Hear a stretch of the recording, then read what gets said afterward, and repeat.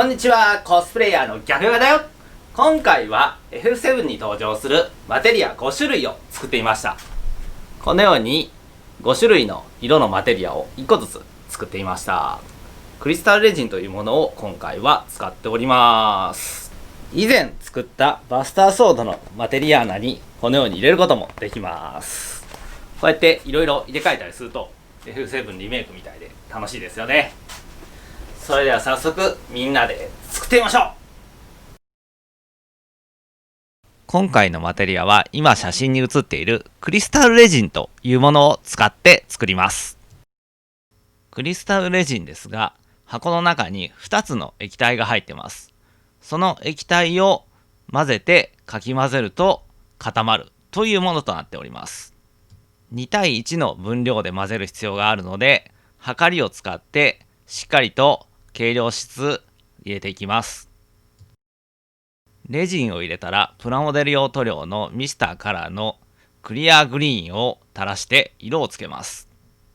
そしてしっかりとかき混ぜます。ミスターカラーはおもちゃ屋さんの模型売り場で売ってます。シリコンでできた玉の形の型に流し込みます。なお、この型やクリスタルレジンなどすべて Amazon で買いました。今回使った商品はすべて Amazon で売っているものばかりですので、動画の説明欄にリンクを貼っておきます。注ぎ終わりました。ここから硬化するまで放置しておきます。硬化にはかなり時間がかかるので、1日丸ごと放置しておきました。逆ヨガ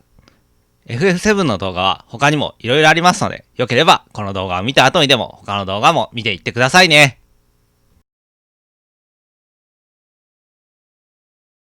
しっかり固まったのを確認してシリコン型を外します。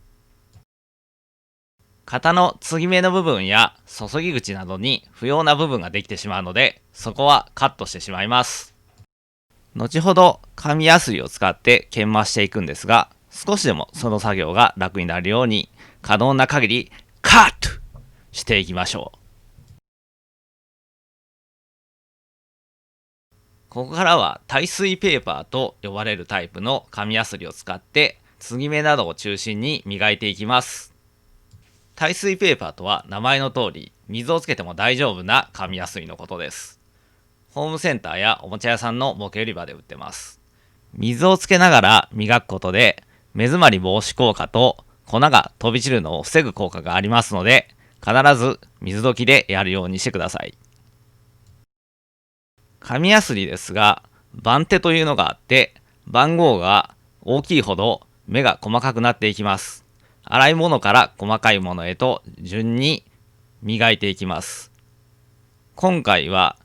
400番、600番、1000番、1500番、2000番を使いました。2000番まで磨いたところです。表面は曇ってしまっていて、ツヤはなくなっています。ここからは模型用のミスターラプロスという商品を使います。これは精密研磨用のクロスとなっておりまして、2400番、4000番、6000番、8000番を買いました。これはおもちゃ屋さんの模型売り場に売ってます。これも同様に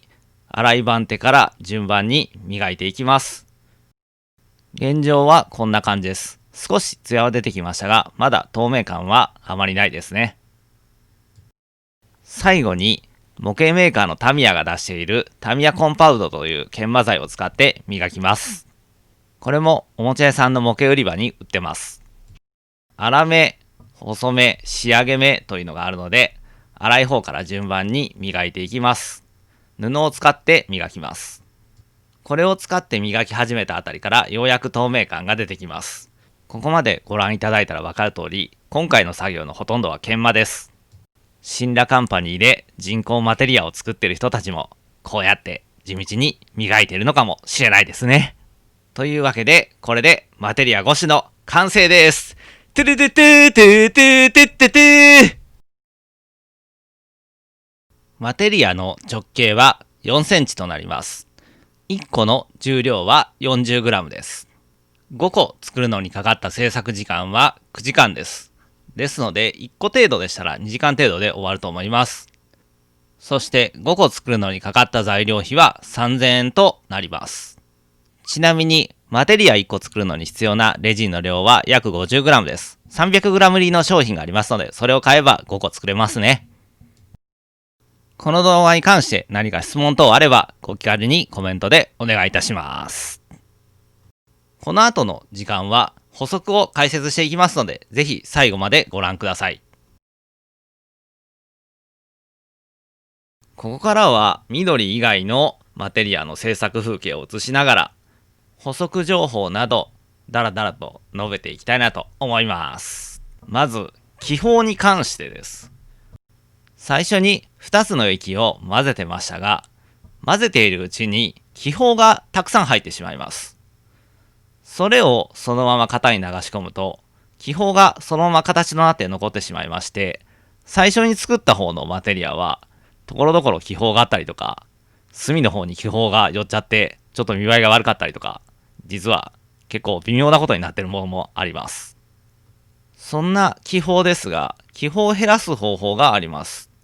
一番お手軽なのは、かき混ぜた後、しばらくそのまま放置しておくことです。放置するだけである程度気泡を減らします。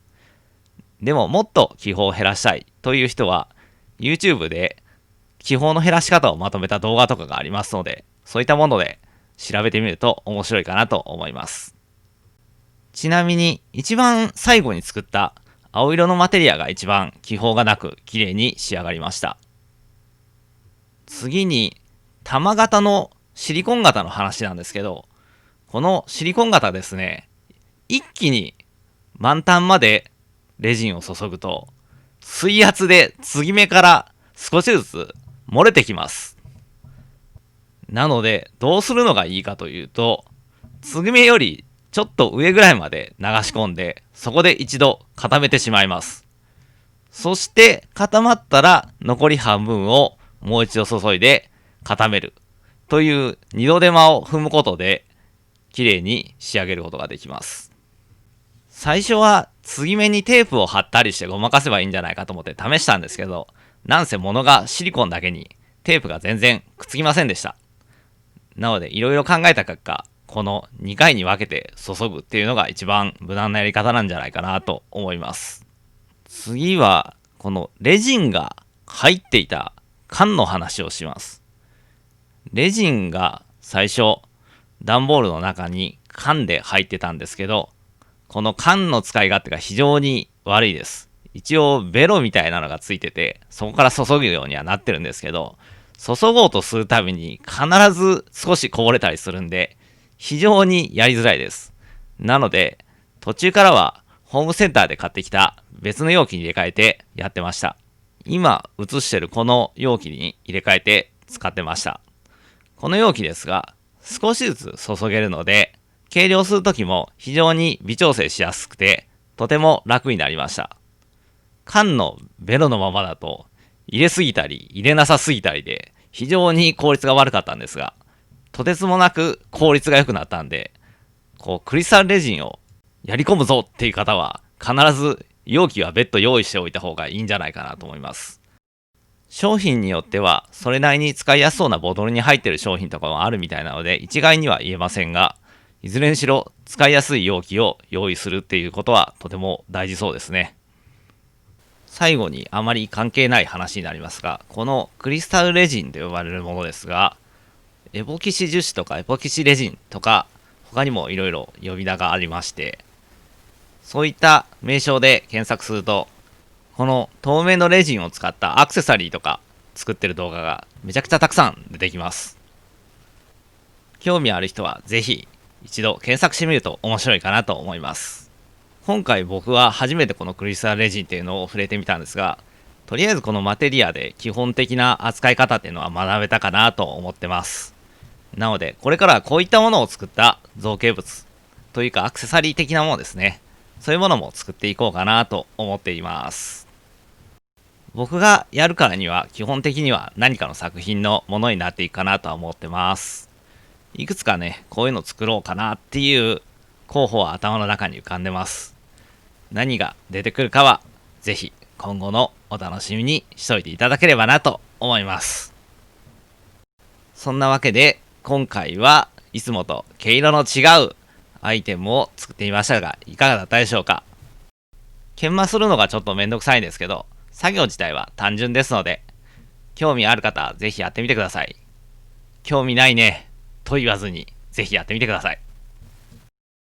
よろしければチャンネル登録お願いいたします。それでは皆さんご視聴ありがとうございました。まったねー。